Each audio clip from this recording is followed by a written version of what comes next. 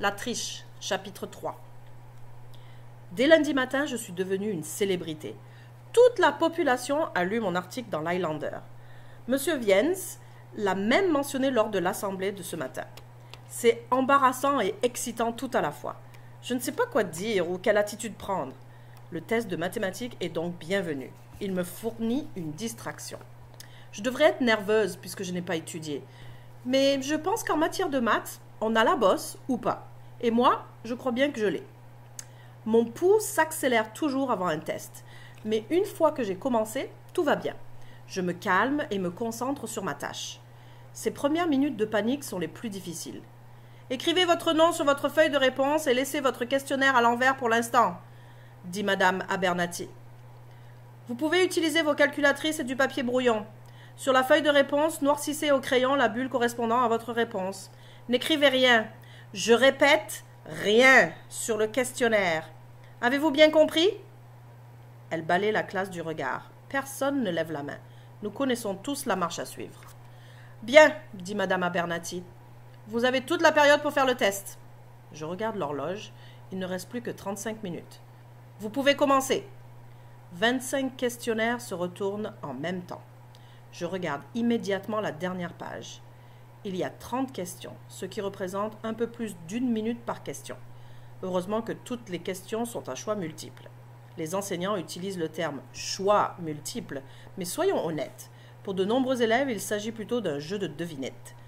Il me semble que les tests seraient plus utiles si les élèves devaient produire les réponses en utilisant leur raisonnement.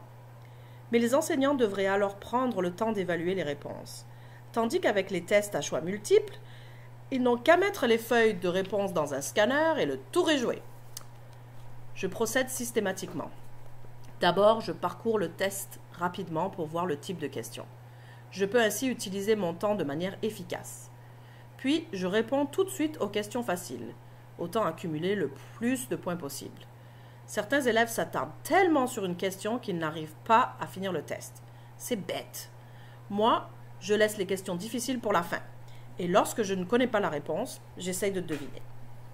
Encore 10 minutes avant la fin de la période et il ne me reste que 2 problèmes à résoudre. Pour une raison quelconque, mon cerveau fonctionne au ralenti. C'est un test de mathématiques 10, mais on dirait plutôt du chinois. Je lève les yeux de ma feuille et regarde dans le vague en cherchant l'inspiration. J'ai les yeux ouverts mais je ne vois rien, en tout cas pour commencer. Puis un léger mouvement sur la gauche attire mon attention. Zoom sur le mouvement. C'est une main, celle de Dale Pearson. À la hauteur de son siège, son pouce est replié et 4 doigts sont étalés. Tandis que je regarde, sa main se referme en un point, puis s'ouvre de nouveau. Cette fois-ci, il ne laisse dépasser qu'un seul doigt. Après quelques secondes, il referme sa main. Lorsqu'il la rouvre, les 5 doigts sont dépliés.